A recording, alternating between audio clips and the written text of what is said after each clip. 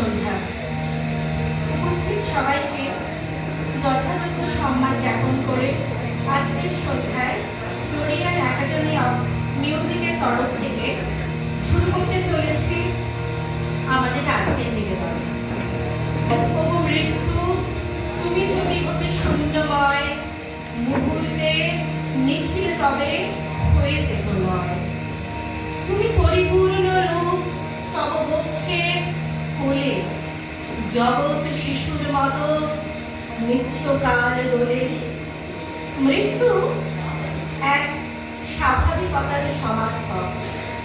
কবিগুরু রবীন্দ্রনাথ ঠাকুরের থেকে এই স্বাভাবিকত্বকে কে আর কেই বা এত গভীরভাবে উপলব্ধি করতে পেরেছে কখনো?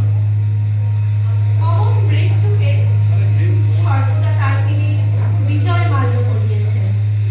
দীর্ঘ ৮০ বছরের জীবনে মৃত্যুকে বারবার ভীষণ ভীষণ কাছ থেকে দেখা কবিগুরু রবীন্দ্রনাথের কাছে তাই মৃত্যু কখনো উচ্চ, কখনো বন্ধু বৎসর, আবার কখনো রহস্যের মায়াজালে ভরা এক কুহকের মতো।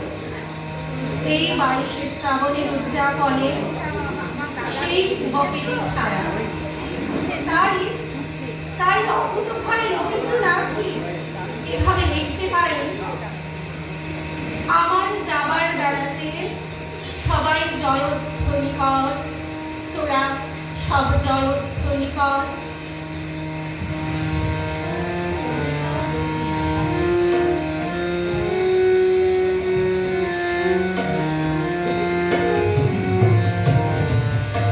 আমার যাবার বেলাতে সবাই জয়ধ্বনি কর। ভোরের আকাশ রাঙা হলো রে, আমার পথ হলো সুন্দর, সবাই জয়ধ্বনি কর।